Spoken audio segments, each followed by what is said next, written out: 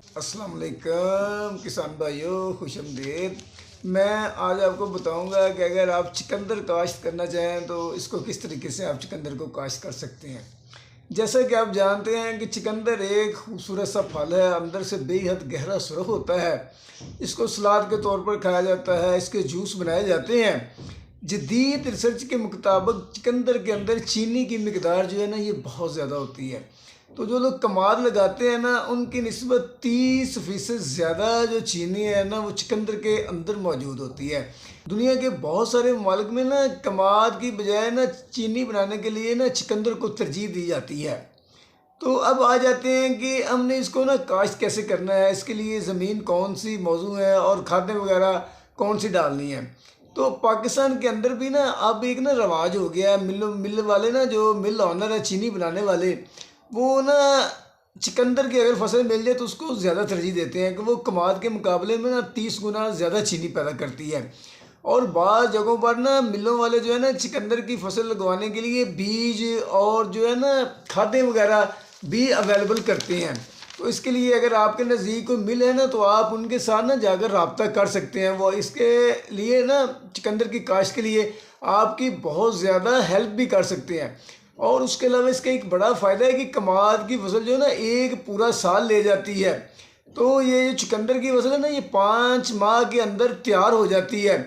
तो इसके अलावा ना ये तकरीबन ना कमाद के बराबर ही पैदावार देती है और इसका रेट जो है ना वो भी कमाद के बराबर ही होता है। और इसके अलावा ना चुकंदर जो है ना, कमाद जो है ना पूरे पाकिस्तान में काश्त नहीं हो सकता।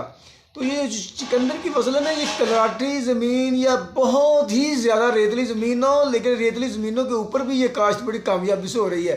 तो ये तकरीबन हर ज़मीन पर ही काश्त हो सकती है। चोलिस्तान के इलाकों में बहुत ज़्यादा काश्त हो रही है, ठंडे और गर्म सब इलाकों में इसकी काश्त होती है।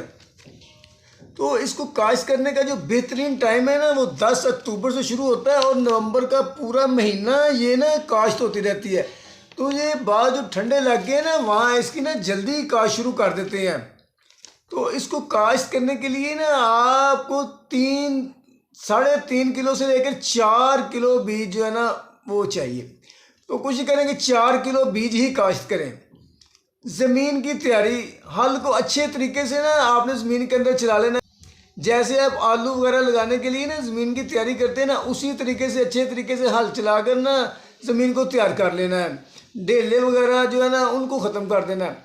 अब इसको ना ये 2 तरीक़ों से काश्त करते हैं। एक तो ना ज़मीन के ऊपर हल चलाने के बाद ना चुकंदर के बीज का छटा दे देते हैं और उसके बाद ना खेलियाँ वगैरह बना लेते हैं। और दूसरा तरीका ये है कि ना ये पहले रेजर की मदद से ना खेलियाँ बना लेते हैं। तो एकड़ के अंदर ना 85 से 90 खेलियाँ बन जाती हैं।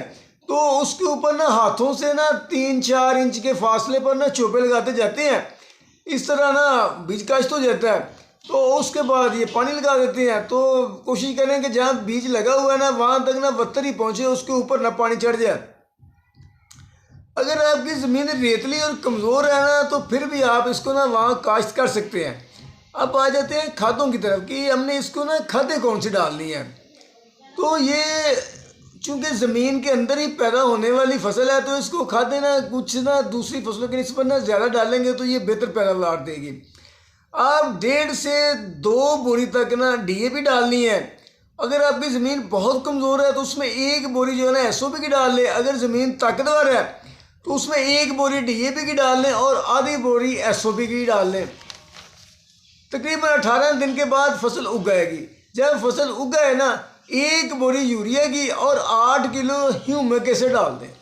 40-45 दिन के बाद ना कुछ पौधों के नीचे ना फल तैयार भी हो जाता है। ये भी इस फसल का फ़ायदा है। जो फल तैयार हो जाता है ना, उसको किसान निकाल कर ना मंडी में बेचना शुरू कर देते हैं। इससे 2 फायदे हो जाते हैं। एक तो किसान को पैसे आना शुरू हो जाते हैं और दूसरा फ़ायदा ये होता है कि जो बकाया पौधे बचते हैं ना, उनको स्पेस, खाली जगह मिल जाती है। तो फिर वो ना अच्छे तरीके से ना पैदावार को बढ़ा लेते हैं, अपना साइज़ बढ़ा लेते हैं। जब आपने 45 दिन के बाद फसल से जो है ना वो फसल हासिल करनी शुरू कर देनी है, तो उसके बाद ना आप ना जो पानी लगाना है ना, उसके अंदर ना 1 बोरी नाइट्रोफास की और 10 किलो पानी में हल होने वाली जो पोटाश है ना, वो फ्लड कर दें या छटा कर दें। तो अगर आपने बहुत ज़्यादा पैदावार लेते रहना, क्योंकि इसकी पैदावार तो शुरू होगी 45 दिन बाद, तो आप कहते हैं वो झटकी की मिसाल है कि जितना गुड़ डालेंगे ना उतना ही मीठा होगा। तो ये लगातार पैदावार 3-4 महीने आपको ना रोज़ आमदन देती रहती है, ये ऐसी फसल है। तो फिर आप ज़्यादा खादें भी डाल सकते हैं उसके बाद जो आपने अगले पानी लगाने हैं। तो इसके बाद अगर आप इसको स्टोर करना चाहते हैं कि आपने 2-3 दिन बाद या हफ्ते बाद या 10 दिन बाद इकट्ठी करके बेचना है, तो आप इसके ना ऊपर वाले जो पत्ते काट के ना, तो इसको आपने ठंडी खुश्क जगह पर रख दें जहाँ सूरज की रोशनी ना पड़े। तो ये 15-20 दिन वहाँ स्टोर भी रह जाएगी और ये ख़राब भी नहीं होगी। और उसके बाद ना इस फसल के ऊपर ना कोई ख़ास बीमारी का भी हमला नहीं होता है, इसको ना कोई ख़ास सुंडी कीड़ा भी इसको नहीं काटता है। तो पाकिस्तान की हर मंडी के अंदर ना ये फसल बहुत आसानी से सेल हो जाती है।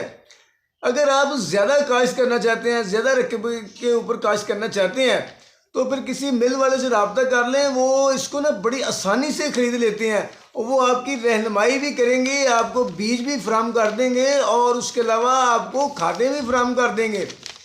तो इस फसल को लगा कर ना आप जो कमज़ोर रेतली ज़मीनें हैं ना उनके ऊपर भी ना अच्छी पैदावार हासिल कर सकते हैं। तो अगर इसकी अच्छी पैदावार हो जाए ना तो ये 800 मन से लेकर 1500 मन तक हो सकती है।